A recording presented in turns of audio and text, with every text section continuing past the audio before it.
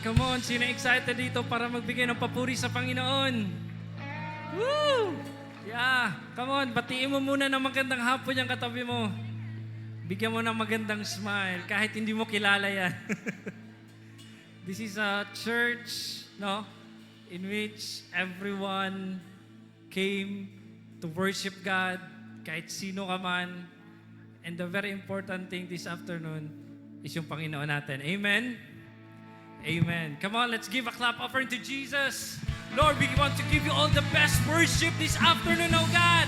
Come on, make it louder for Jesus! Yeah.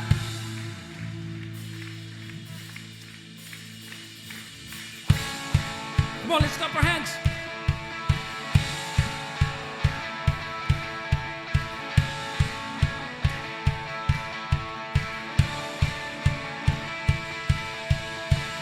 Goodbye, yesterday. I'm living in the light of a new day. I won't waste another minute in my old ways. Praise the Lord, I've been born again. Goodbye, yesterday. I'm living in the light of a new day. I won't waste another minute in my old ways. Praise the Lord, I've been born again. Yeah. And again, and again, and again, and again, you rescued me out of the mess I was in. You traded my sorrow for something to sing. Now I'm dancing on the grave that I once lived in. And goodbye, yesterday. I'm living in the light of a new day. I won't waste another minute in my old ways. Praise the Lord, I've been born again. Goodbye, yesterday. I'm living in the light of a new day. I won't waste another minute in my old ways.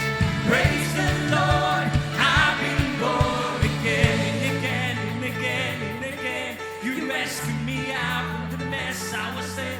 You traded my sorrow for something to sing. Now I'm dancing on the grave that I once lived in. And again and again and again and again. You rescued me out of the mess I was in. You traded my sorrow for something to sing. Now I'm dancing on the grave that I once lived in. Yeah. Woo. Come on, clap your hands to Jesus. Decided to follow Jesus.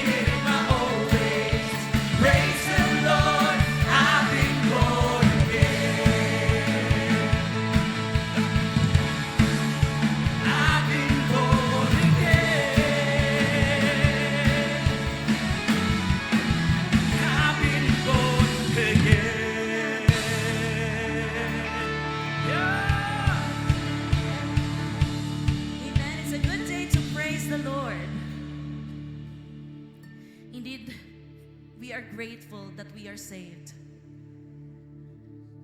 Only Jesus is mighty to save. And only Jesus deserves all the glory and the honor. So we lift our praises, our thanksgiving to the one true King.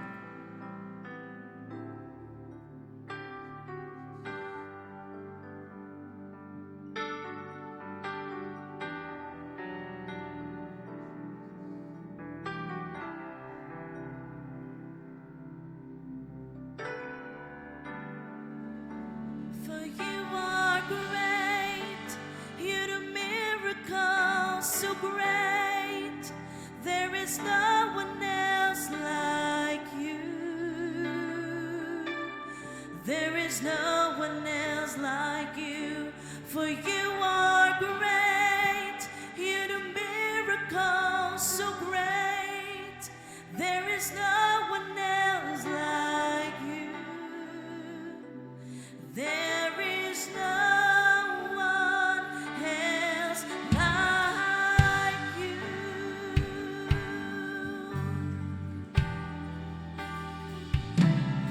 You deserve the glory.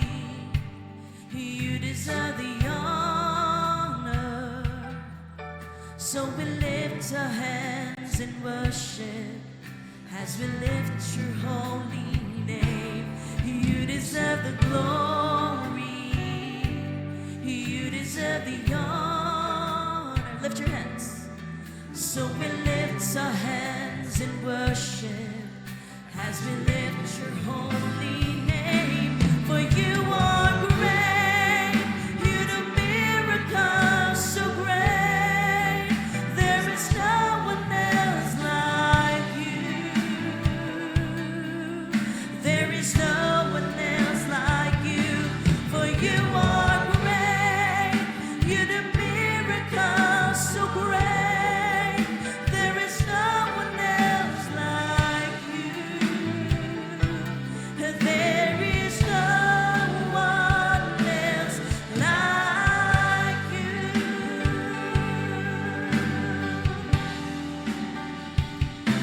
I give you all the glory. I give you all the honor.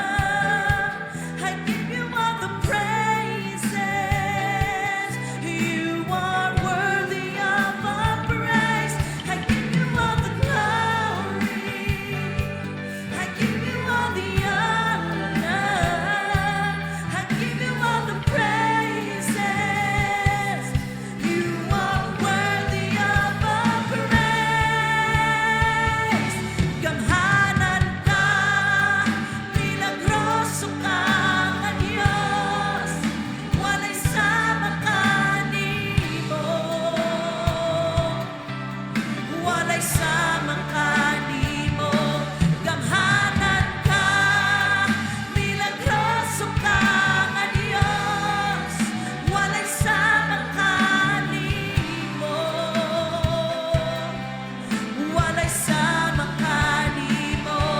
Gamhanan ka, milagroso ka nga Diyos. Walay sama kanimo. Walay sama kanimo. Walay sama kanimo. Walay sama kanimo.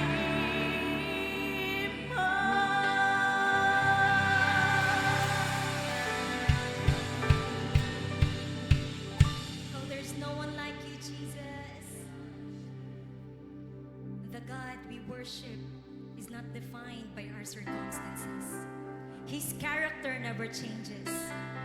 So right now, let's lift our voices and let's declare who He is with confidence and faith.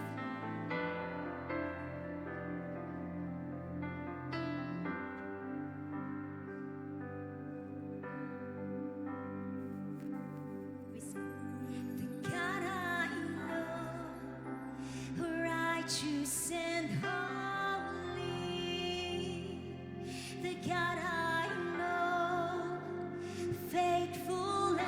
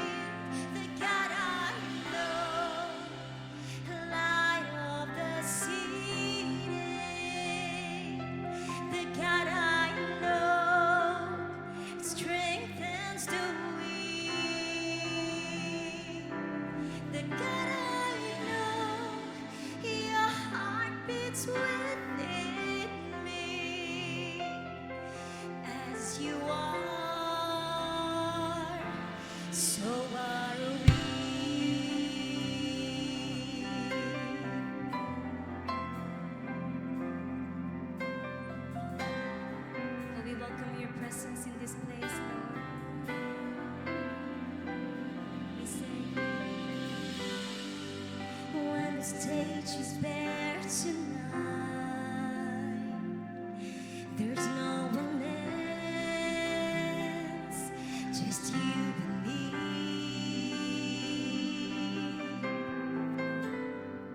When the curtains close behind, there's no pretense. I'm on my knees.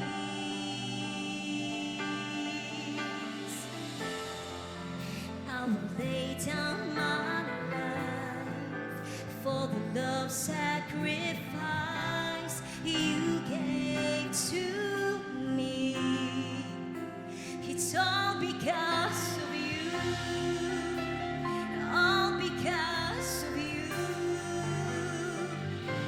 The God I know, righteous and holy. The God I know, faithful and true.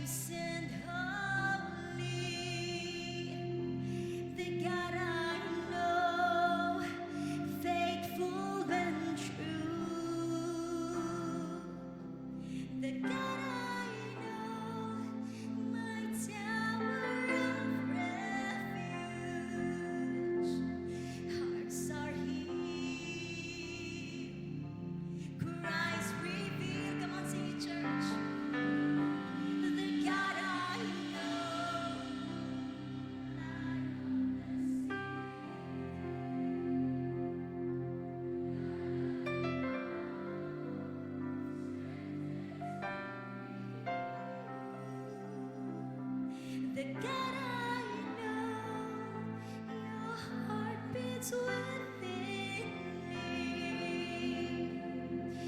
As yes, so are we. We give you all the glory, Jesus. Hallelujah. Amen. Let's keep standing before the Lord. To the God we know, who is also our Father. You are righteous, you are holy. You are our strengthener, O God. We lift up our hearts to you, no matter, Lord, whatever the condition of each one's heart. We know, God, that you can minister to us. You already have ministered to us in the praise and worship. And I pray, Lord, that as we listen to your word, we'll know more of you. Mas makilala ka namin, Panginoon. Because even this lifetime will never be enough to learn more of you, to know you more. And I pray, Panginoon, that each heart standing before you have that ultimate desire na mas makilala ka pa. Mas makilala ka pa namin, Lord, for who you really are in this lifetime. And thank you, Lord, for your presence. Thank you, Lord, for the Holy Spirit. Thank you, Father. We give you all the glory and the highest praises. In Jesus' name we pray. Amen. Palapakan natin si Lord. You may be seated. Magandang tanghali. Good afternoon, everyone. Abay afam, mag-English ba ko? Good afternoon, everyone. Welcome to our 2 p.m. service. Yeah, we have a full house na naman. So, it's my first time na mag-preach na naana ta diri nga platform. Mas maganda pala yung close, no? If you look up, tingnan nyo po, malapit na matapos yung ating repair. Painting na lang po. Maybe next week, we'll be back to our original design, original platform. Sige, hinay mong tapad, welcome. Okay, so this is the middle of the year. It's July na. How many are happy na July na? Kinsang mag-birthday karong July? Na ay mag-birthday? I-PM lang ko. Okay, so we know that by the way, I'm Pastor Jules, no? Malon, I'm the wife of Bishop Joel. Sige, natay first-time friend. Do we have first-time friends? Pakikaway-kaway lang po. Let me start from here. Naay first-time friend diha. Taas lang ang kamay. It's okay, no? Inamon tapad, it's okay. Ay, meron? Meron ba? Okay, dito po, meron. Meron tayong first. Yan, thank you. Wow, we have 2. Yeah, praise God. We have also, may nakita akong kamay. Dalawa. Palapakan natin. So, dalawa. Dito. Marami dyan. Pakitaas po ang kamay. Happy kami. Ay, wow, happy kami masyado. Pag mayroon kaming bagong BFF, bagong friends, okay? So kung katabi nyo ang first time, sabihan nyo siya na, good job for being here. Amen, okay. So, D. Na-memorize nyo na siguro, no? So ano nga yung first D? Designed by God, defined by truth, and destined for eternal life. So kung napansin nyo, our preachings last month, were about being defined. Okay, you still remember the preaching last Sunday? It was success redefined. Praise God, your presence today is the success of the Lord in your life. Can you say amen? No? Kay nagbalik jud mo. So, today we're gonna be starting with the last D. Destined for eternal life. Amen. Nalipay ba mo nga eternal life first kayo? Amen. So alam nyo, while I was preparing this preaching, amidst uncertainties, and unpredictable shakings ngayon, sabi nga nila 9,000 na daw na aftershocks or 9,000 plus na. we all need something solid and sure. Can you say it with me? Solid and sure. No? Yung something na cannot be shaken. Kahit ano pang shakings. Amen? No certainty about our lives, about our future, ano pa, about our eternity. Amen. So when everything else is uncertain, Jesus offers, grabe gid si Jesus, the one certainty that matters most. What is that one certainty that matters most? It is about our eternal life. So ang word natin ngayon is DDD, destined for eternal life. I know some of you have ideas about what it means to have eternal life. Di ba po? So ngayon, mag-review tayo for some of you. But maybe for some of you, this is something new. So when we speak of destined for eternal life, ang unang meaning niyan na mapupunta sa isip natin is duration. Di ba? Yung haba, walang katapusan, no? Endless existence.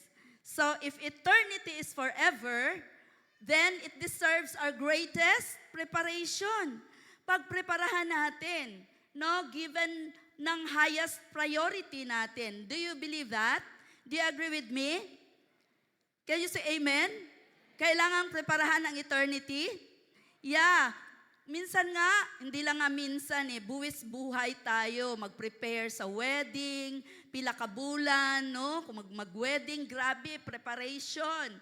Kung may exams, mag-prepare. Ang career, pagpreparahan.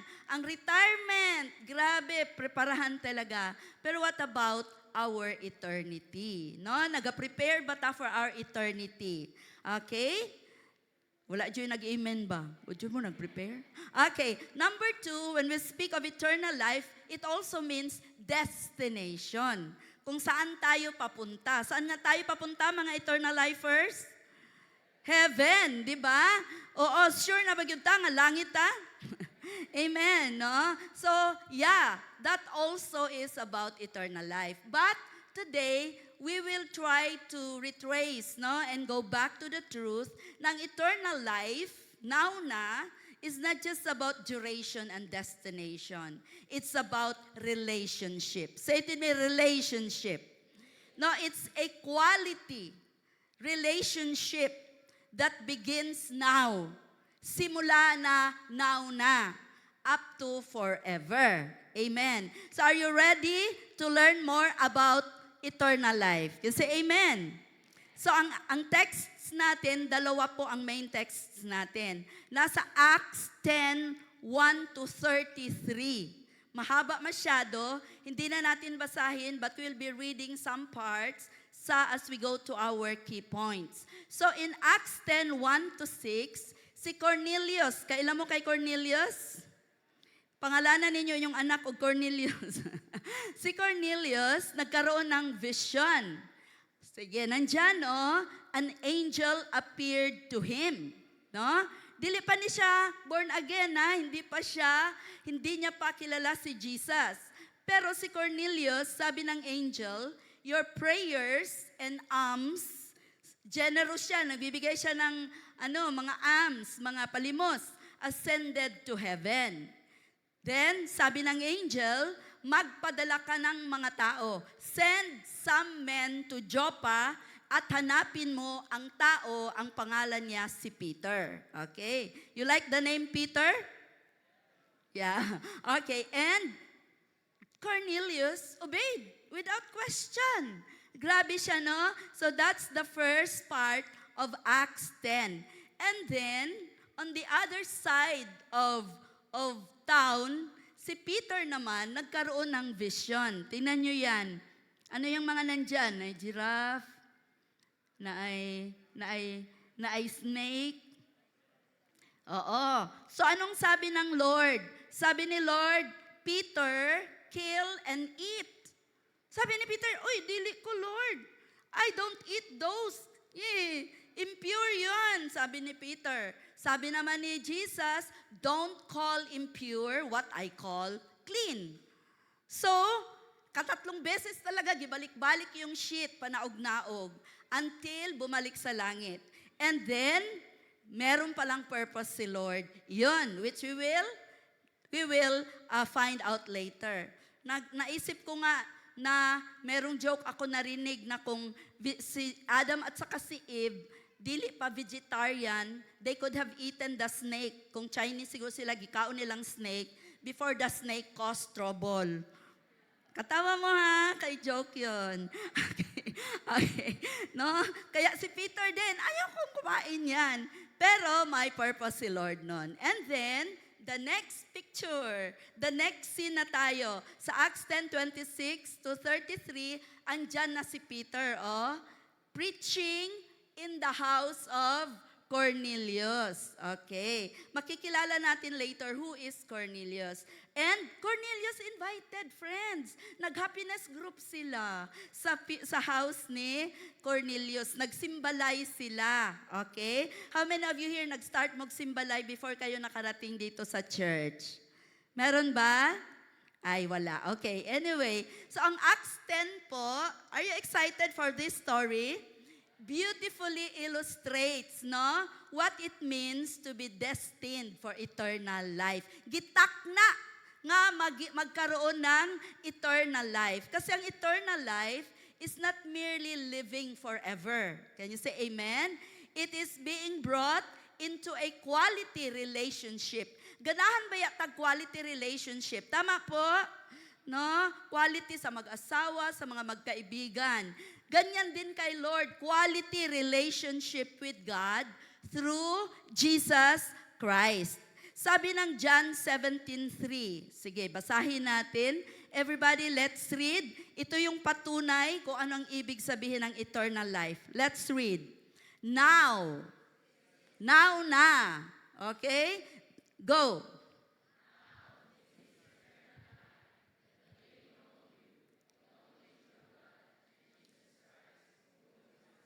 Okay, di ba clear masyado? Ano daw ang eternal life? Na makilala nyo ang true God through, kanino?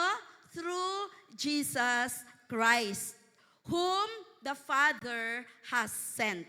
So anong eternal life? Na makilala ang Panginoon through Jesus Christ. Now the word know, okay, take note of the word know. In Hebrew, it is yada. Say it with me, yada. Yudi, yada. Okay. No? But in Greek, it is ginosko. So, ginos na ako. Ginos ko si Lord. No? So, pareharago da sa ang language talaga no, iba-iba. Sa English, it's person. Pag abot sa mga Bisaya, nahimong person. Joke to ba? O pagkaabot sa Tagalog, nagiging tao. So kagaya rin ng word na know. Pero ang meaning po niyan is, know in the scriptures means beyond mental awareness. Hindi lang kilala mo si Lord o kilala ko. Hindi lang ganon na hanggang dito lang information. Pero ang know sa Bible meaning deep, na ay malalim, and personal and experiential knowledge, intimate relationship with God. Like the God I know. No, kilala mo ba ang Lord mo na righteous and holy? That's the God you know. And because He's righteous and holy, you also strive to be righteous and holy. Can you say amen? Kung kilala mo ang Panginoon mo, grabe, enjoy masyado ang eternal life. Can you say amen? No? So, let's now go to what does it mean to be destined for eternal life. Number 1, very obvious, no? Destined to know God through Jesus Christ. I'll repeat that. Destined to know God through Jesus Christ. And ano nga ang ibig sabihin ng know na yan? To be with an intimate relationship with Jesus. Sabi ng Acts 10, 1-2. In Caesarea, okay, remember where Cornelius comes from, no? Caesarea, there lived a Roman army officer named who? Naibay Cornelia dere? Ay. Who was a captain of the Italian regiment. He was a devout man, who feared the God of Israel. Religious siya, as did his entire household. So grabe no, dala niya ang pamilya niya. Very good leader talaga si Cornelius. He gave generously. Kung naay mga mabahaan, masunugan, grabe ni siya muhatag, no? Kaya daghan man siya kwarta, kay Roman officer man siya. To charity, and was a man, ito pa, who regularly prayed to God. Kinsa diri regular mo naga-pray? Wow, very good. So ganito na-describe si Cornelius. May power siya, may authority siya, military officer, guwapo pag yun siguro ni siya, and he commands 100 soldiers. May influence siya, grabe ang influence sa family, may authority and may leadership. But to top those all, God-fearing, generous, prayerful, no? So si Cornelius, alam niyo ba ang na-realize ko? Before he heard the gospel, Jesus arranged that Cornelius will hear the gospel. Pero before he heard the gospel, before he had a relationship with Jesus, serious na siya about the things of God. Naana dahil si Lord, no? Ginatingnan niya talaga yung mga puso, ito totoo ba ito? Kasi meron naman talagang nagsisimba, nagpre-pray, nagbibigay, pero dili dahil serious, atik lang. Pero si Cornelius, he was serious about the things of God. Alam niyo what's amazing with this man? In a world, no, sa world niya noon, and I think it's true today, that many people are casual. Casual lang, dili gyud devoted, indifferent, lukewarm. Especially kung mga bagay-bagay na tungkol sa Panginoon. Can you say amen with that? Meaning, they take salvation for granted. Parang ang cross daw sa waay lang. No? And they treat Sunday service as optional. Nga naman dahil musimba ko karon mag-picnic na pud ko ugma sa beach. 'Di ba? And then when they read God's word, they read God's word selectively. Pili lang ko kung unsay mo agree sa ako And obeying God's word only when convenient. Or praying only kung may panahon. Busy kay ko. Daghan kay ko customers. No, or dali lang makasala. Iyon ang mga tao na casual. Lukewarm. They know God, pero dili sila serious kay Lord. Ingnay mong tapad, murag di jud na ikaw. Amen? No? So si Cornelius stands out as a man who took God seriously. No, grabe ba ya ang impact ani sa ako? Rome worshiped many gods. Kinsay nag-world history dire. They had a pantheon of gods and goddesses. Or they have a collection of gods and goddesses. Di ba? Si Zeus, si Athena, si Venus, kana ilang mga gods and goddesses. Pero interestingly, there is this one man na not indifferent towards God. Grabe. You know what? Gisingle out siya ni Lord. Grabe, nakita yun sila ni Lord. Nakita yun siya ni Lord. Grabe itong tao na to. God powerfully worked in his life. So God orchestrated the meeting of Cornelius and Peter. Kaya say amen. Minsan nga naisip ko, minsan si Lord magpadala ng shaking sa buhay natin para ma-shake-shake punta, para mahinumduman nato na importante ang Ginoo sa atong kinabuhi. Kaya say amen. No?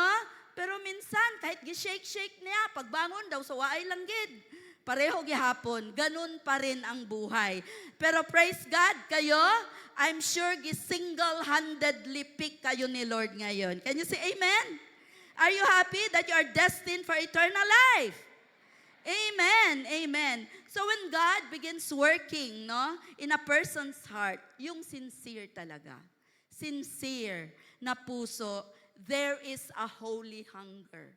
Si Cornelius, meron siyang hunger for God. There is a desire to know the truth, no? And a longing for something more. Ikaw ba yan?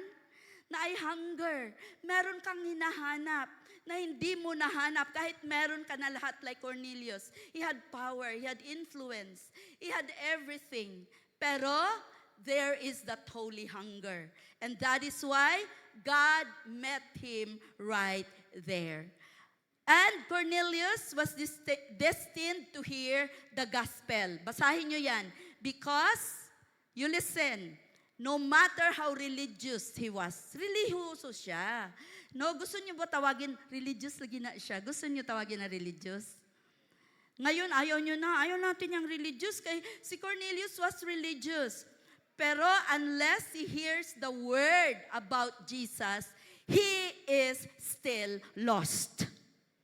Marami tayong mga ganyan na kaibigan. Religious, morally upright, generous, pero kailangan niya pa rin si Lord sa buhay niya, si Jesus sa buhay niya. Can say amen? Sa ayaw ni Lord na magpatuloy lang si Cornelius na maging religious. Gusto ni Lord, gusto ng Father, gusto ni Jesus na makilala ni Cornelius si Christ, si Jesus Christ, and have a relationship with Him. Alam nyo, di ba, alam nyo to, many people today are sincere. Sincerely wrong. Many people are religious. Mga buutan man pod. But eternal life, you listen, is found. Can you read that with me? To confirm and affirm for yourself. Ready, go.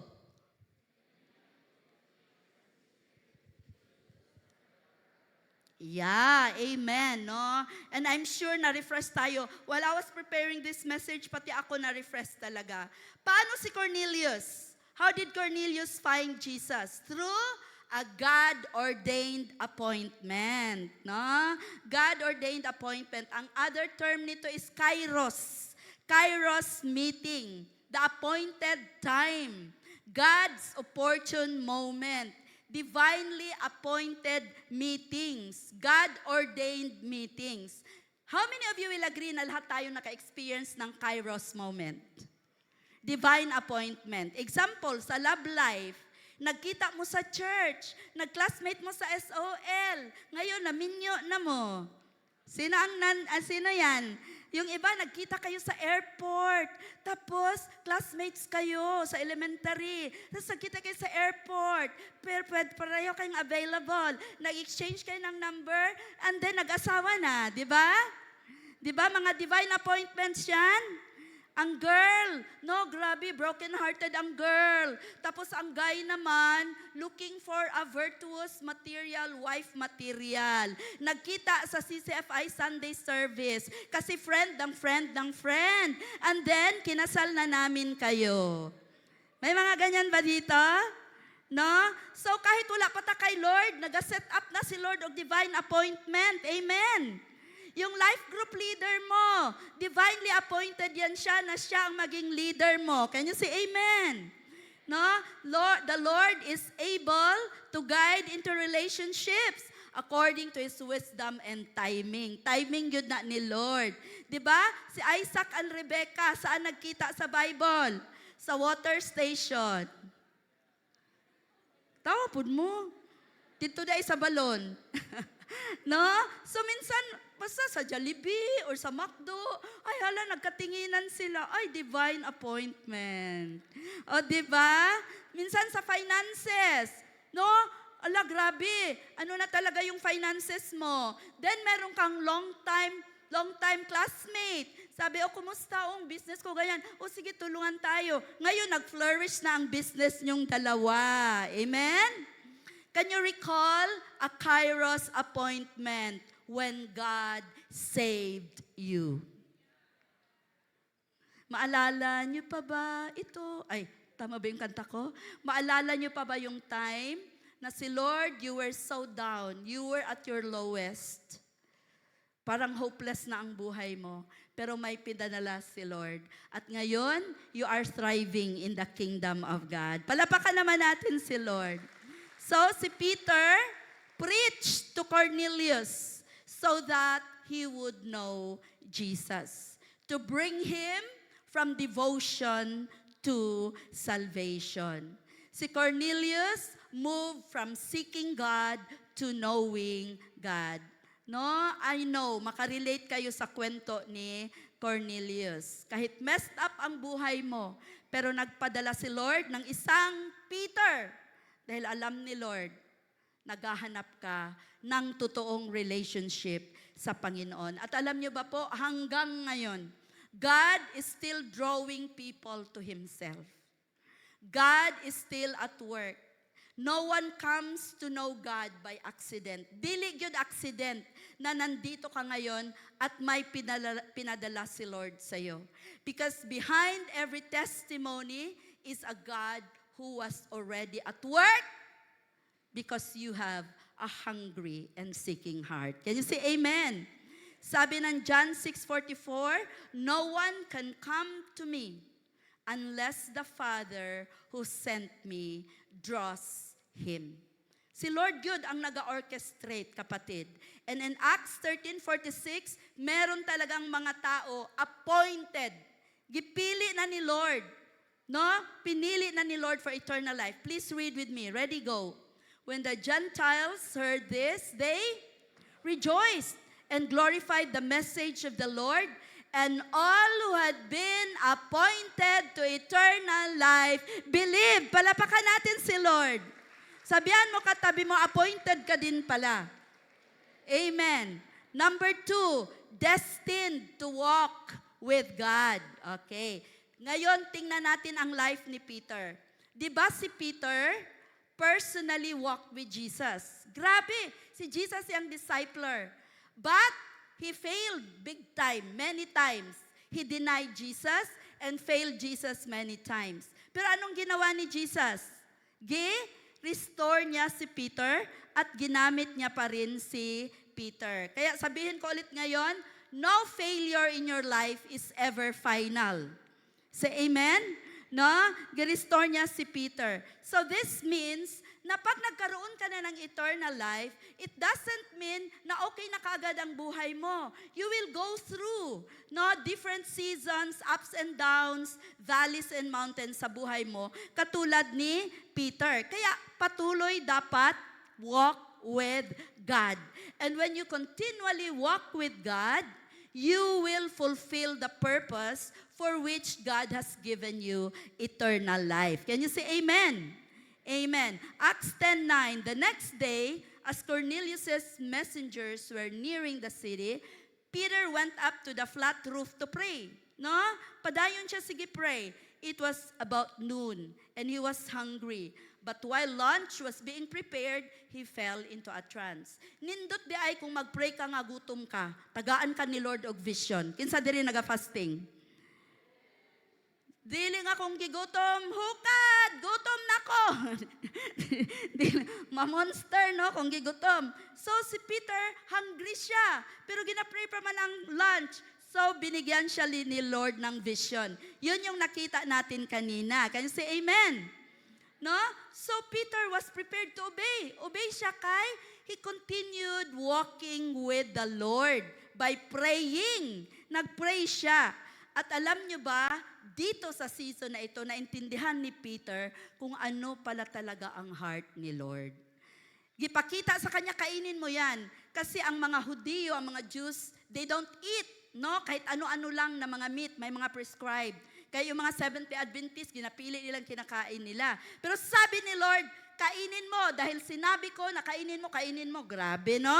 No questions asked. Because that was to prepare Peter to overcome his prejudice against the Gentiles.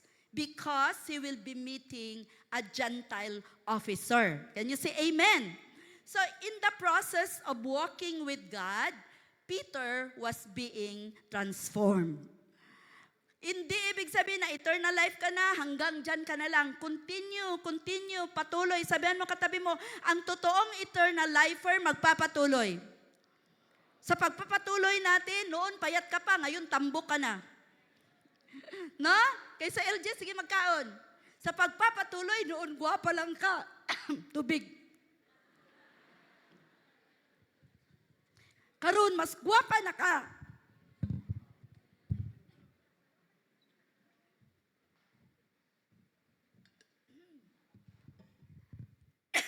So sabihan mong katabi mo, patuloy. Okay. Padayon. Padayon, boses.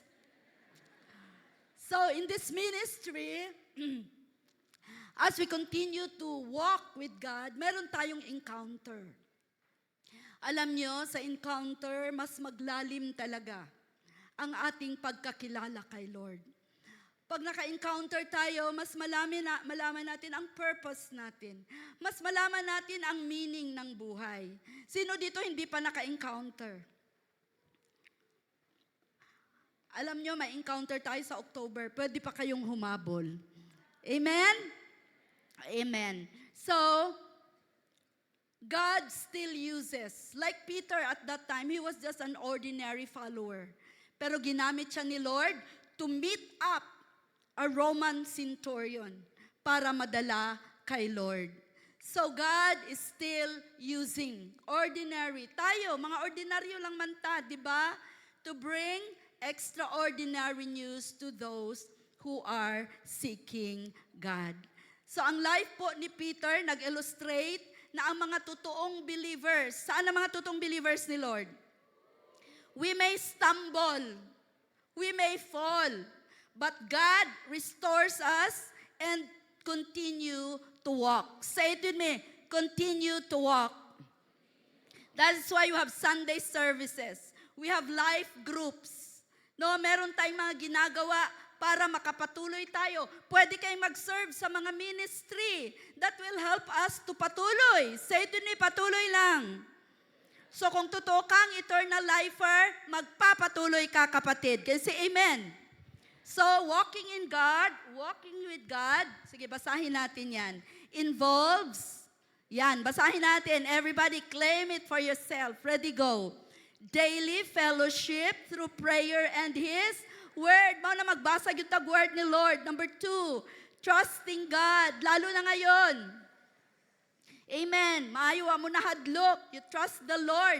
You came kahit may mga shakings. Amen. Obeying His commands, depending on the Holy Spirit, and persevering faithfully. Say it to me, faithfully. Until the end. How many are willing to continue walking with God faithfully hanggang sa dulo ng walang hanggan? Amen? Palapakan natin si Lord. Alam nyo, na-realize ko when we continue walking with God, He leads us to unfamiliar places and unfamiliar people. I-lead niya tayo kasi merong nangangailangan ng relationship kay Lord. I-lead niya tayo minsan sa mga difficult people, sa mga difficult conversations. I-lead niya tayo minsan sa mga unexpected ministries. Huwag kang ma-intimidate. You think Peter, because he's still human, no? Na-intimidate, Roman officer, baka anong gagawin sa akin doon? 'Di ba?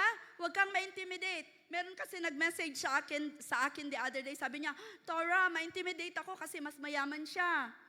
Mas successful siya. Mas matanda siya. No, pag divinely appointed yan ni Lord, don't be intimidated. The Lord is with you. Can you say amen? No? Ayaw na, mas gwapa siya. Ayaw, mas gwapa yun ang anak ni Lord. Can you say amen? Number 3, destined to serve God's purpose. Okay? So, destined to serve God's purpose. Sabi dyan sa Acts, na-realize ito ni Peter. Can you read with me? In every nation, He accepts those who fear Him and do what is right. That's Cornelius.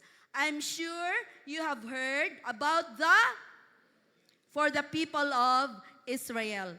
That, ito, importante ito, read this loud.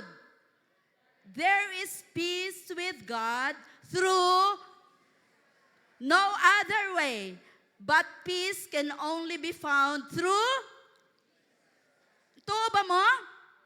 Who is Lord of all. And verse 42, and He ordered us to preach everywhere. So, gina-order po mo ni Lord. And to testify that, read, of God to be the judge of all, the living and the dead. So si Lord, gi-connect niya si Cornelius and Peter for a divine purpose. Hindi pwede na hindi gamitin silang dalawa. Silang dalawa talaga. Sabihan mo ang katabi mo, tayong ding dalawa. Gamitin din kayo ni Lord. Kasi amen. No? So, one was seeking, ang isa naghahanap, si Cornelius, si Peter naman ang pinadala. Okay? Ulitin ko. One was seeking, si Peter was sent. Say amen. One was praying, Cornelius was praying, the other was praying, then prepared for preaching. That's Peter. So neither could fulfill God's purpose alone. Alam niyo ba si Peter? Reject to si Peter. No, wala to kapasa sa Bible school. No, some of you came from a church na kung wala nakapasa sa Bible school, dili mapastor. How many of you came from that church? No, reject siya, drop out siya. Pero he became one of the big names of the early Christian church. And si Peter po, the ordinary bagsak reject, no, sa Bible school, siya ang first to open the door so that the gospel would be preached to the Gentiles through Cornelius. Di ba amazing? Ano na jud ko ba? Grabe ka, Lord ba? Amazing na you don't remember Peter for his failures. Grabe si Lord. But Peter is remembered as someone by God's grace who was transformed from a fearful fisherman, di ba? Talawan to siya, to a fearless apostle. Kaya say amen. Amen. So si Cornelius din became the first major Gentile convert na naka-record sa Book of Acts. So alam niyo po, ang story na ito demonstrates na si Lord wala talagang pinipili. Kaya sabihin mo pa yung kapitbahay mo, wala na yun ay pag-asa ba? Grabe ka, adik. Walay ginapili si Lord. Pwede yun, gihapon ma-save, basta magpagamit ka kay Lord. Kaya say amen. Mao siguro lang na-addict kasi merong hinahanap. So nagpa-addict na lang siya. No, kay may hinahanap siya. Pero ang sagot niyan ay si Lord. Baka may kapitbahay ka dyan. Tanungin mo katabi mo, baka may kapitbahay ka dyan. Grabe na raba karon, no? So, destined for eternal life, dili lang, what? Dili lang ka, muadto sa langit. But to be destined for eternal life, you participate in God's mission. Ano ang mission ng Panginoon? Win souls, make disciples. Palapakan natin si Lord. No? Kung si Peter, siya ang Cornelius is the first significant convert or follower of Jesus sa mga Gentiles, ikaw din. Ikaw din. Ikaw din yung first significant follower of Jesus at gagamitin ka ni Lord sa pamilya mo. Can you say amen? Are you excited na maging Peter? Amen? Amen. Believe that this week, merong isang Cornelius na gina-orchestrate na ni Lord na ipapadala sa'yo para masasabihan mo siya about repentance, about forgiveness, about salvation in the Lord Jesus Christ. Are you excited? Di lang ta magsimba-simba. Mo action punta. Ingna mong tapad. Ingna mong tapad, ana. Meaning, gawin natin to. Amen? Okay. So, tanungin mo ang sarili mo, Lord, sino ang Cornelius ko? Kung dili lalaki, Lord, sino ang Cornelia ko? Amen? Naanay ipadala si Lord. Someone na naghihintay, kapatid mo, beshi mo, workmate mo, naghahintay lang yan. Tingnan mo sa workplace mo, kada gani nag-pray, nagrosaryo siya ba? At ina, kay open ang heart, ana. Amen? Amen? Amen. And last, destined to be filled with the Holy Spirit. Ang totoong taga-eternity, ang totoong taga-eternal life is filled with the Holy Spirit. Anong sabi ng Acts 10:44? Basahin natin. Ready, go.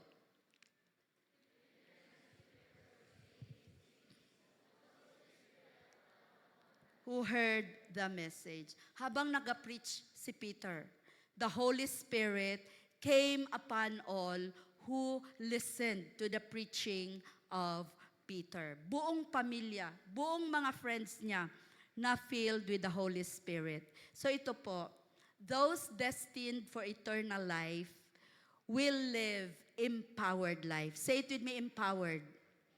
Ingnan mong tapad na kay power. Saan galing ang power? Sa Holy Spirit. You want to know what happened to Cornelius dahil na-empower siya? You want to know? Ay, ayaw nyo man, di na lang. You want to know? Si Cornelius, according to historical account and tradition, he left his military position, he joined Peter, and he became the first bishop. Ay, bishop. Bishop of Caesarea. Ay, naging bishop siya dun. Grabe siya ka-influential nyo, no? But, he did not remain there. Naging missionary siya to a place called Skepsis. Hindi ko na-research kung ano na ito ngayon. Na-imprison siya doon. Na-torture siya. Kasi ayaw niyang i-worship si Zeus. Merong isang pagan prince, ang pangalan si Demetrius, sabi niya, i-worship mo si Zeus. Ayaw ni Cornelius. So, he was tortured. But, nagkaroon ng linog. Nag-earthquake. Ang temple, na-destroyed. Sama sa ubang mga balay diri, na-destroy. But, si Cornelius saved the prince nga natrap sa kanilang mansion siguro. And thus, alam niyo what happened next? The entire family became followers of Jesus. Palapakan natin si Lord. So, itest talaga natin, kung totoo tayong destined for eternal lifer tayo, test natin, meron tayong power. We have the power to share the gospel. Can you say amen? Let's be doers of the word. Malapit na po dumating si Lord. Marami pa dyan. Kanina while we were on our way to church, dami, nag-inom-inom, nagkain-kain, no? Walang pakialam. Not serious about the things of God. Sabi ko, Lord, grabe pa talaga ang mga dapat makarinig sa good news about the Lord Jesus Christ. So, tayong mga Christians, how many Christians are in the house? Gamay lang. How many Christians, true Christians, are here? No, we cannot live this life on our own strength. Ako kanina, alam nyo ba, habang hinihintay ko ang time ko mag-preach, sabi ko, Lord, hindi ko talaga kaya to kung wala ka. Kailangan natin ang Holy Spirit. At alam nyo ano ang na-realize ko? Kumusta po ang daily life natin? How's our daily life? We need to be filled with the Holy Spirit every day. Kasi bakit? Kung hindi tayo filled ng Holy Spirit, we'll be filled with pride. We'll be filled with selfishness. Sarili lang ang iniisip. We'll be filled with unforgiveness. May makasala gani sa ato, bantay ka lang. We'll be filled with all sorts of the characteristic traits of the devil. Kung dili ta filled with the Holy Spirit. Kaya kailangan na-realize ko every day, I need to be saved from myself. Because this self, grabe, kamaldita, makaulaw. Hindi nyo man nakikita, pero ang loob, yung mga sins of the Spirit, grabe. May mga bitterness, may self-entitlement. Ganon. Kung hindi tayo filled with the Holy Spirit, at kung hindi tayo filled with the Holy Spirit, di natin magagawa ang pinapagawa ni Lord. Ano nga ang pinapagawa ni Lord sa atin? Win souls and make disciples. So, those destined for eternal life, test yourself, are empowered to live this life. Now na, no? Now, not tomorrow. When we get to heaven, saka pa tayo maging mabait. No. Ngayon, tina-transform na tayo ni Lord. Gina-practice na ta karon para paabot sa langit, perfect na ta. Can you say amen? So Acts 10 demonstrates God prepared Cornelius, God prepared Peter, and God prepared a divine encounter. So ito po ang kwento. Ito po ang story of eternal life at work. Can we have the slides? Can we all stand up? Basahin po natin ito. Ito tayo. Okay, ready, go. That's relationship. obedience, and dependence on Him.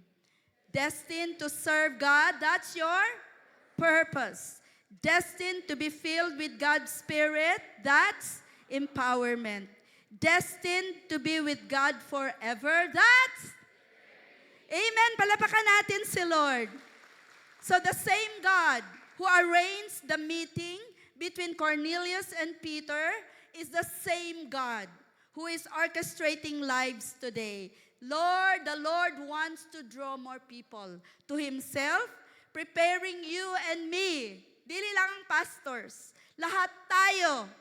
Do you agree with that? Lahat tayo? Can you say amen? No? And we are all being prepared. That's why we come to church. We come to life groups. We come to prayer meetings. So we will be prepared to advance the gospel, preach the wonderful grace of Jesus and the salvation He offers. Can you say amen? You may be seated muna. Palapakan natin si Lord. So, pwede ako magkwento? Sandali lang. My journey toward becoming a pastor has been a long and winding road. Mao na nga nagpastor ko, tigulang na, 48 na. As I was preparing this message, God reminded me of the many divine appointments He arranged, no? Sa buong buhay ko, grabe pala ang mga divine appointments. Kaya while I'm telling this story, isipin nyo rin yung mga divine appointments ni Lord. Looking back, I can clearly see how the enemy, ayaw ng enemy na magpastor ako, how he tried to steal, kill, and destroy my life. There were many moments when it seemed he was determined. No, parang wala na yung pag-asa nga mapastor ko. Even my parents never thought that I will be a pastor. Namatay na lang sila, wag yun ko na pastor. But every time, no, just at the right moment, God intervened. He sent the right people to rescue me, encourage me, correct me, and point me back to His purpose. So to make the long story short, this journey, doon talaga ako nagkaroon ng turning point sa buhay. Nung nag-aaral po ako sa Cagayan de Oro, no? Nag-leave ako sa MSU, tapos nag-aral ako sa Cagayan de Oro, pursuing my PhD. And then, God connected us to a church, very passionate, masyado, in winning souls, making disciples. And it was in the church, kami ni Bishop at ang aking anak, that we learned to go to the plaza, magbigay ng pandesal at kape. Sa plaza, first time ko talaga yun. Ay, ganito pala ito. At saka yung joy, the joy that I experienced of being a witness for Jesus. Kasi nag-share din kami ng gospel doon. So yung pastor po na yun became a great example for us. No? Na-influence niya talaga ako. He ignited me to an even greater passion for winning souls and making disciples. Looking back, I now realize that those were some of divinely appointed encounters na nag-shape ng calling ko. Kaya wag nyo talagang i-underestimate yung kahit mga konting mga divine appointments ni Lord, because may plano si Lord sa'yo. God orchestrates people and circumstances to accomplish His eternal purposes in my life. So nung bumalik na ako sa Jensen, no, as a teacher, professor po sa MSU, ang nasa isip ko lang talaga, no, is to share the gospel to my students. Every time makita ko mga estudyante, mag-pray ako, Lord, paano ba ako makasingit? Sa aking lesson, sisingitan ko ito, mag-share ako ng gospel. So, marami pang twists and turns nangyari until finally Bishop Joel and myself completely surrendered to God's call for the pastoral ministry. Praise God, no? Kaya palapakan natin si Lord. And to our son, Boy Boy, na nag-aral po sa Manila at that time, sa UP siya, through him, na-meet namin yung first mentor, and that is why nagkaroon na tayo ng ganito ngayon, winning souls and making disciples. So, habang ginaisip ko, grabe talaga, Lord, I can't help, no, but really be moved by the way God is at work in our lives. Pati sa ating lahat dito, sabihan mo ang katabi mo, God is at work in your life. No? So today, I stand before you And I'm telling you, God is still writing your story. Sinusulat pa ni Lord ang kwento ng buhay niyo. Tumatawag pa rin si Lord. He's still calling you to minister, to be used by the Lord for some Cornelius out there who is or who are seeking God. Si Lord will arrange a divine appointment. Kaya pa na-pray kayo, Lord, set the divine appointment.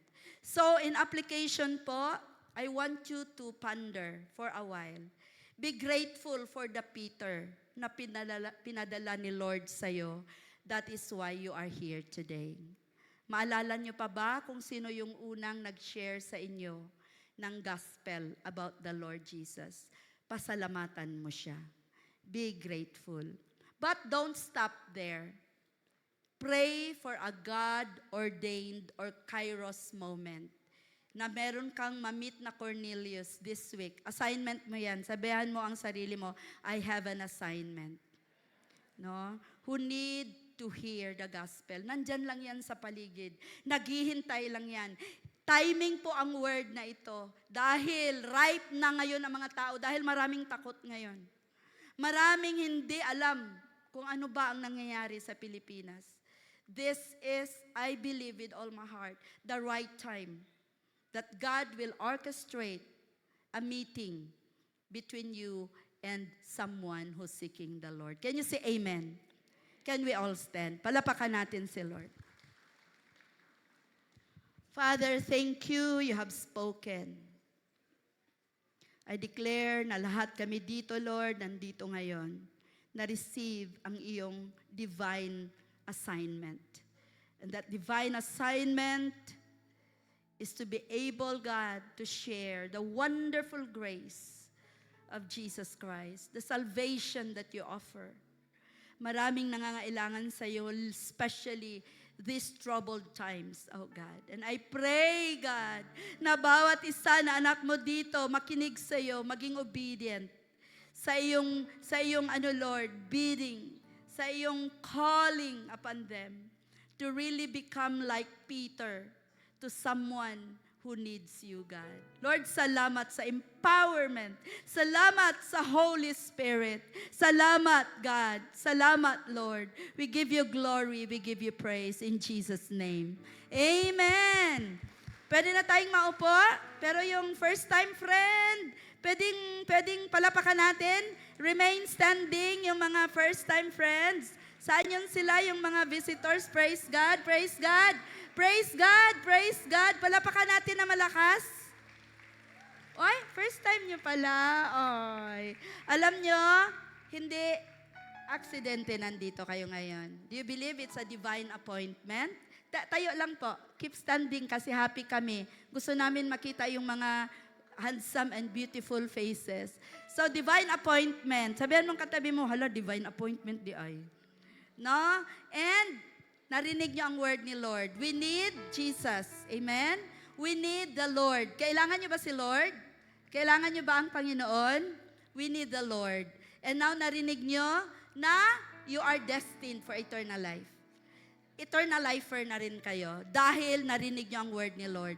Wala si Lord gina-reject. Ano pa man, maging sino ka man. So, ang gawin lang natin ngayon, tanggapin lang natin officially. Let's receive Jesus into our hearts as the Lord and Savior. Kahit ano pa yung kasalanan natin, mag-ask lang tayo ng forgiveness. No, lahat tayo makasalanan, wala exempted. Let's ask forgiveness and accept Jesus as Lord and Savior of our lives. Are you excited? Are you happy? Sige, sundan niyo pa ako. Father in heaven, salamat sa word mo na kami ay destined for eternal life dahil andito kami ngayon. So, Father, I admit that I am a sinner. I need a Savior. Di ko kayang isave ang sarili ko. So right now, I open up my heart and I accept and receive and believe that Jesus died on the cross, but He rose again. And now, He lives And He is living in my heart as I accept you, Jesus, to be the Lord and Savior of my life. Salamat po sa pag-ibig mo. Salamat sa love mo. In Jesus' name I pray. Palapakanan si Lord. Thank you. So ang sabi ni Lord, patuloy. Can you tell lahat tayo, patuloy lang kapatid. Continue to walk with God dahil lahat ng destined for eternal life are destined to walk with God continually hanggang makita natin siya face to face. Palapakan natin si Lord. God bless everyone. Hope to see you next Sunday po. Amen. Let's read Matthew 6:19 to 21 for our giving. Come on, church, let's read together. Do not lay up for yourselves treasures on earth, where moth and rust destroy and where thieves break in and steal. But lay up for yourselves treasures in heaven, where neither moth nor rust destroys, does not break in and steal. For where your treasure is, there your heart will be also. Amen. Let's all pray. Our Abba Father, you are our loving God and our greatest provider. Jesus, you are the greatest treasure of our lives. We give today out of our grateful hearts. These tithes and offerings are a reflection of the blessings and favor you are pouring to everyone. Use this, Lord, for the expansion of your kingdom here on earth. We pray for salvation and reconciliation for every family represented here. We pray that you bless every hand that gives and bless the work of each of our hands. We pray that as we wait for our prayers to be answered, we will be more faithful to you, Lord. Thank you for all that you have done and for what you're going to do. All praises and glory belongs to you. In Jesus' name we pray. Amen. Come on, let's give.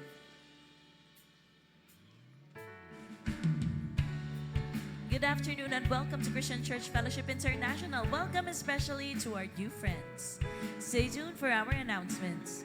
Take note of our Sunday service schedule. We have 10 a.m., 2 p.m., and 5:30 p.m.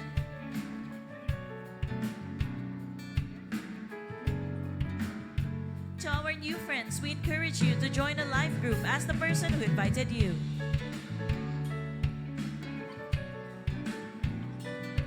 Stay connected in our social media account at CCFI Jensen for more announcements and updates. Join us in our dawn prayer meetings. It is every first Saturday of every month, 5 a.m.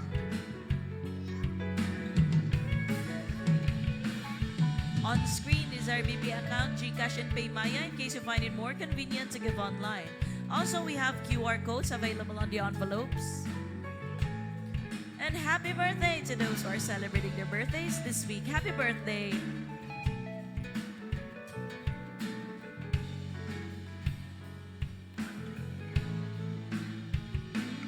Amen. Pwede taman nindog. Amen. Na-bless ba ta sa word ng Lord?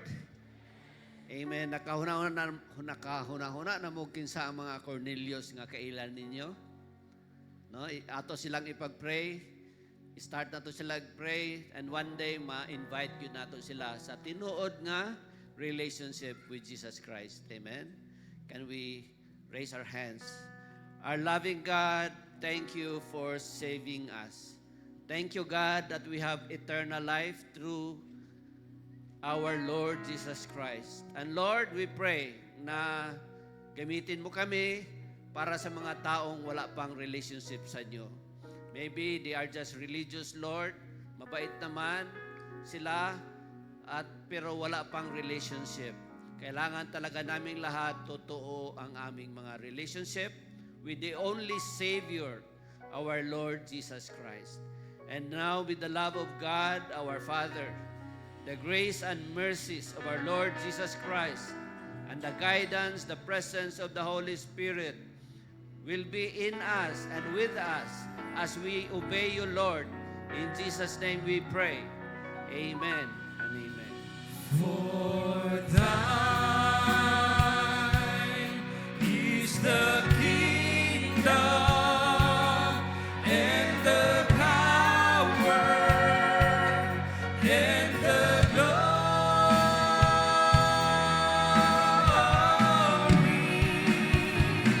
and forever.